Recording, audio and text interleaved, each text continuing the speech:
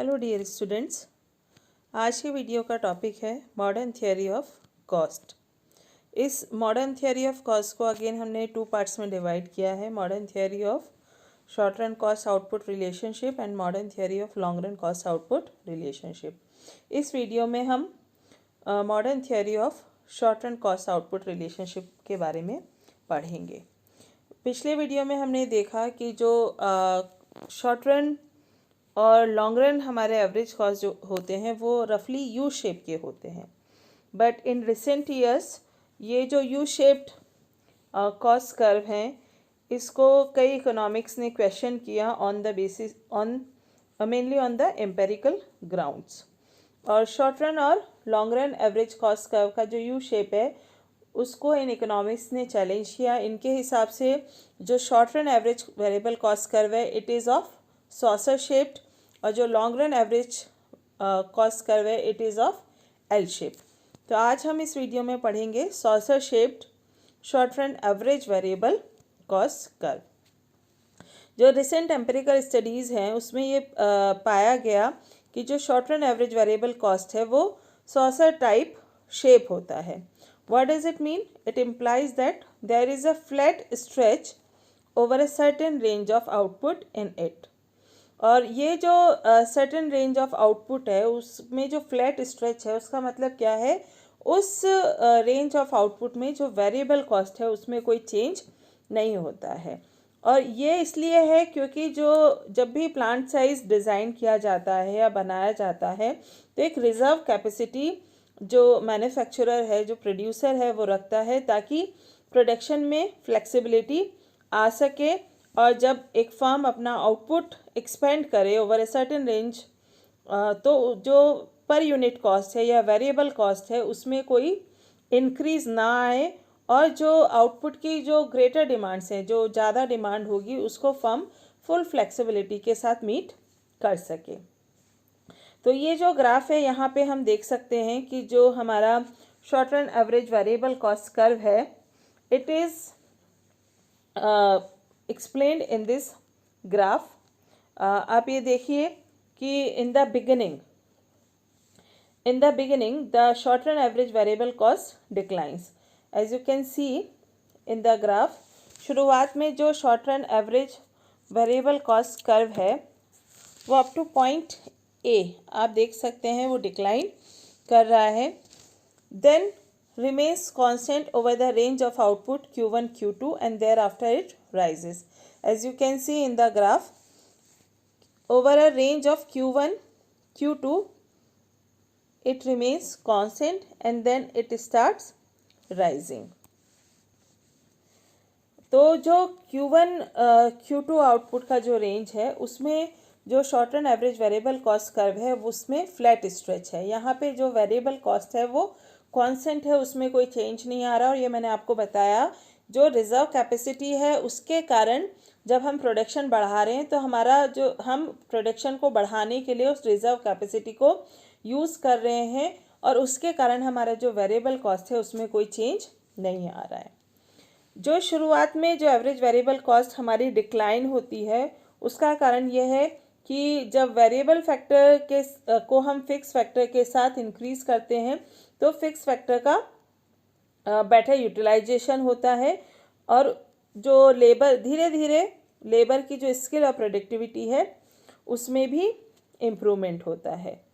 Better skill और productivity के कारण जो रॉ मटेरियल है उसका वेस्टेज नहीं हो पाता, जो मैनेजमेंट और लेबर है उनकी एफिशिएंसी ज़्यादा होती है और उसके कारण हमारा जो एवरेज वेरिएबल कॉस्ट है वो डिक्लाइन होता है। Then it remains constant over certain range of output because of the reserve capacity जिसको हम आउटपुट के बढ़ते हुए लेवल में यूज़ करते हैं। उसके बाद क्या होता है, जो short run average variable cost curve है वो राइज होना शुरू कर देता है बिकॉज जैसे जैसे वर्कर्स के जो आवर्स ऑफ वर्क हैं वो लंबे होते जाते हैं उनकी जो प्रोडक्टिविटी है वो फॉल होती है। जब आप लेबर को लंबे वर्क आवर्स में यूज़ कर रहे हो तो आपको उसे ओवर टाइम देना पड़ेगा, तो उसके कारण आपका जो कॉस्ट है वो बढ़ रहा है। जब लेबर में काम करते करते फटीग आ जाती है, उसकी एफिशिएंसी कम होने लग जाती है तो रॉ मटेरियल वेस्ट होना शुरू होता है और धीरे धीरे जो मशीनरी है वो भी यूज़ होते होते उसमें भी खराबी जल्दी जल्दी आना शुरू हो जाती है। तो इन सब कारणों से क्या होता है, हमारा जो short run average variable cost है वो कर्व जो है वो राइज होना शुरू कर देता है। तो इस तरह से जो short run average variable cost curve है वो सॉसर शेप का होता है, जैसा कि इस ग्राफ में है। Up to a point it is decreasing that it remains constant over the Q1 Q2 range of output and then it starts rising. जब अगर हम मार्जिनल कॉस्ट कर्व की बात करें तो जब SAVC कर्व फॉल हो रहा है तो marginal cost curve lies below it, और जब फ्लैट स्ट्रेच पोजीशन है तो मतलब हमारी जो वेरिएबल कॉस्ट है उसमें कोई चेंज नहीं है, तो ऑब्वियसली जो मार्जिनल कॉस्ट है उसमें भी कोई चेंज नहीं है, और उस पोजीशन में जो मार्जिनल कॉस्ट कर्व है it coincides with it, and ultimately when SAVC curve rises after the full utilization of the reserve capacity of the plant, the marginal cost curve lies above it. जैसा कि आप इस graph में देख सकते हो कि जब short run average variable cost decline हो रहा है तो SMC कर्व उसके नीचे है। जब रिजर्व कैपेसिटी के कारण Q1 Q2 range of output में हमारा SAVC कांस्टेंट है तो marginal short run marginal curve इसके साथ कोइंसाइड हो गया है, और उसके बाद जब short run average variable cost बढ़ना शुरू कर देती है तो जो SMC it is above it, तो जो SMC कर्व है it is also above the short run average variable cost curve. Then we will talk about average total cost curve. जो एवरेज टोटल कॉस्ट कर्व है it is obtained by adding average fixed cost to the average variable cost. ये हमें पता है कि जैसे जैसे output बढ़ता है वैसे वैसे एवरेज फिक्स कॉस्ट कम होती है, और उसके कारण जो short run average total cost curve है वो up to the level of output at which reserve capacity is fully exhausted decline होता है, और उसके बाद जब आउटपुट बढ़ता है तो जो ATC है हमारा एवरेज टोटल कॉस्ट कर्व है वो भी राइज होना शुरू कर देता है। जैसा कि आप इस ग्राफ में देख सकते हो कि जो AFC है जैसे जैसे हमारा आउटपुट बढ़ रहा है वैसे वैसे AFC कर्व हमारा डिक्लाइन हो रहा है। तो जब तक हम रिजर्व कैपेसिटी को यूज़ कर लेते हैं, मतलब up to OQM level of output जहां हमने रिजर्व कैपेसिटी को पूरी तरह से यूज़ कर लिया है, हमारा जो short run average total cost curve है वो डिक्लाइन हो रहा है।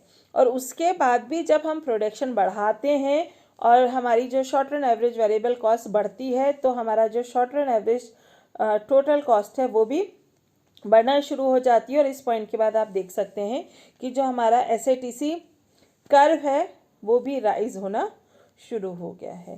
तो this is all about short run saucer shaped short run average variable cost curve. Thank you for watching. Please like, share and subscribe the